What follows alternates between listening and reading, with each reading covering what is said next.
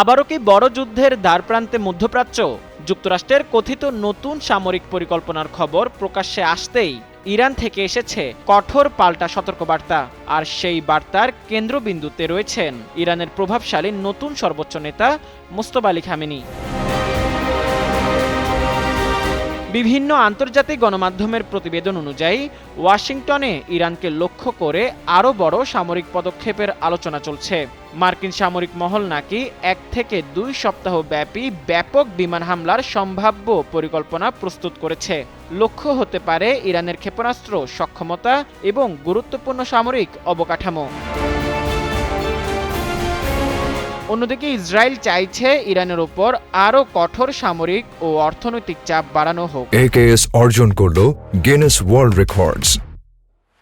AKS তবে একই সময়ে সৌদি আরব যুক্তরাষ্ট্রকে সতর্ক করে বলেছে, যুদ্ধ আরও দীর্ঘ হলে পুরো মধ্যপ্রাচ্য ভয়াবহ অস্থিতিশীলতার মুখে পড়বে। তাই তাদের আহ্বান সংঘাত নয়, আলোচনার পথেই ফিরতে হবে। কিন্তু ঠিক এমন সময়ে ইরানের পক্ষ থেকে এসেছে সবচেয়ে কঠোর বার্তাগুলোর একটি।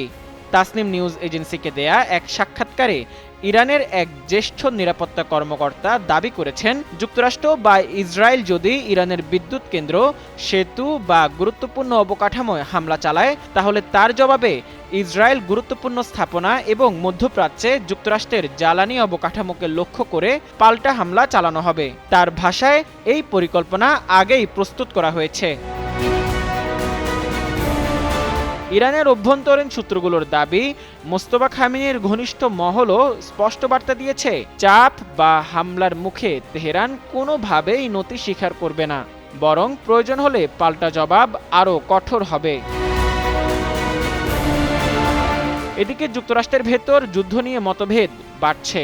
সামরিক জরিপে দেখা গেছে, প্রেসিডেন্ট ডোনাল্ড ট্রাম্পের যুদ্ধ পরিচালনায় সমর্থন উল্লেখযোগ্যভাবে কমে গেছে।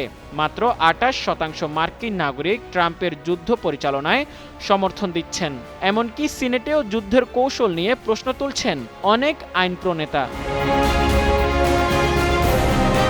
বিশ্লেষকদের মতে এখন পরিস্থিতি এমন এক পর্যায়ে এসে দাঁড়িয়েছে যেখানে একটি ভুল সিদ্ধান্ত পুরো অঞ্চলকে আরও বড় সংঘাতে ঠেলে দিতে পারে। প্রশ্ন উঠেছে, যুক্তরাষ্ট্র কি সত্যি বড় হামলার পথে এগোবে, নাকি শেষ মুহূর্তে কূটনীতিই জয়ী হবে? আর মোস্তফার কঠোর বার্তা কি ওয়াশিংটনের সিদ্ধান্তে নতুন হিসাব যোগ করবে? মধ্যপ্রাচ্যের এই সংকট কোন দিকে মোড় নেয়, সেদিকেই এখন নজর বিশ্ববাসীর।